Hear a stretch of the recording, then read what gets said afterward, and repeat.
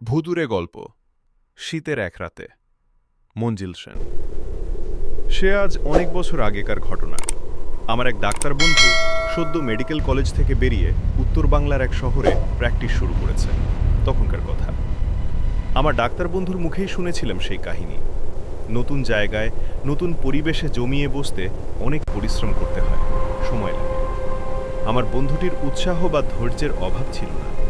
নতুন ডাক্তারের কাছে চট করে কোনো রোগী আসে না, পুরনো ডাক্তারদেরই সবার পছন্দ।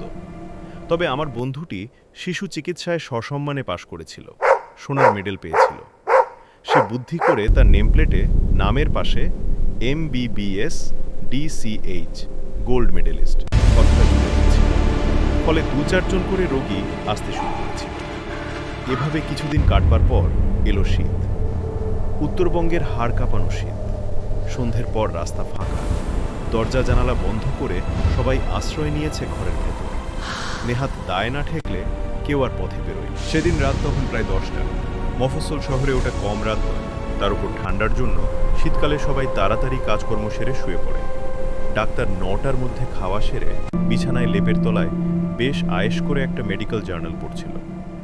আমেরিকায় ফিলাডেলফিয়ায় একজন শল্য চিকিৎসক কেমন করে একটা দুরূহ অপারেশন করেছিলেন তার বিবরণ ছিল ওই জার্নালে। সেটা পড়তে পড়তে সে তন্ময় হয়ে গিয়েছিল।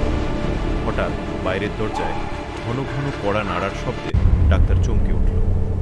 এই অসময়ে কে এলো? নিশ্চয়ই জরুরি কেস।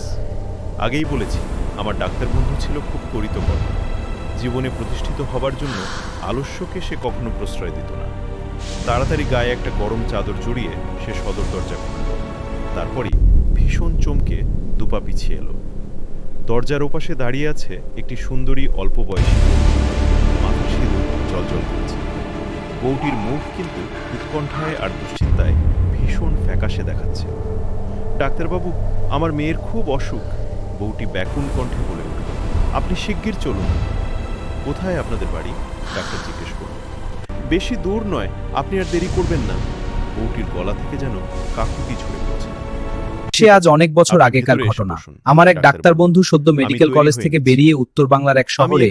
সে আজ অনেক বছর আগেকার ঘটনা। আমার এক ডাক্তার বন্ধু সদ্য মেডিকেল কলেজ থেকে বেরিয়ে উত্তর বাংলার এক শহরে। ওই ঠান্ডায় তার গায়ে একটা সুতোর চাদর পর্যন্ত নেই, খালি পা। অথচ চেহারা দেখে মনে হয় ভালো ভদ্র পরিবারের। ডাক্তার তবু ইতস্তত করছিল, ভাবছিল বউটিকে বাইরে দাঁড় করিয়ে রাখা ঠিক হবে কিনা। কিন্তু বউটি বলে উঠল, আমার জন্য আপনি ব্যস্ত হবেন না, তাড়াতাড়ি চলুন।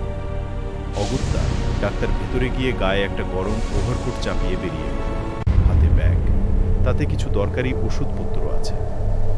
আপনাকে একটা চাদর দেব? ডাক্তার আমতা আমতা করে বলল। বললাম তো, আমার জন্য আপনাকে ব্যস্ত হতে হবে না। একটু অসহিষ্ণু কণ্ঠেই জবাব দিলেন। কেন? মেয়েটির মা। ডাক্তার জবাব দিল। তিনি গিয়ে বললেন, মেয়ের খুব অসুখ, এখনই যেতে হবে। এত রাতে উনি একা ছুটে এসেছেন দেখে আমিও কম অবাক হইনি। গায়ে একটা চাদর পর্যন্ত ছিল না। ওর মা? অস্ফুট কণ্ঠে বললেন বুড়ো ভদ্রলোক।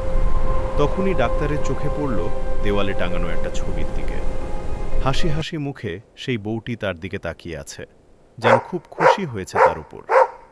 ওই তো ছবিটার দিকে আঙুল দেখিয়ে ডাক্তার বলে উঠল, উনিই তো আমাকে নিয়ে এলেন।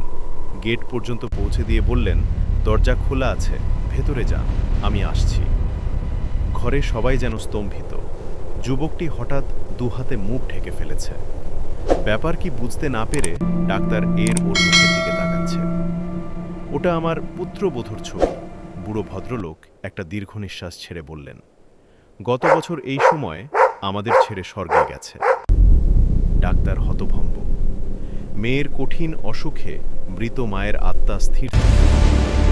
মানুষের দেহ ধরে এসেছিল সময় মতো চিকিৎসার জন্য ডাক্তারকে নিয়ে যেত। সন্তানের প্রতি এমন ভালোবাসা মায়ের পক্ষেই সম্ভব। মেয়েটি ভালো হয়ে উঠেছিল, আর ওই ঘটনার পর ডাক্তারের পসার এত বেড়ে গিয়েছিল যে তাকে আর কখনো রোগীর জন্য বসে থাকতে হয়নি। তার নামই হয়ে গিয়েছিল ধন্বন্তরী ডাক্তার।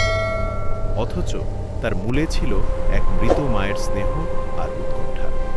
অসুস্থ মেয়েকে বাঁচাবার জন্য অন্য জগৎ থেকে ছুটে আসতেও তার আটকায়নি।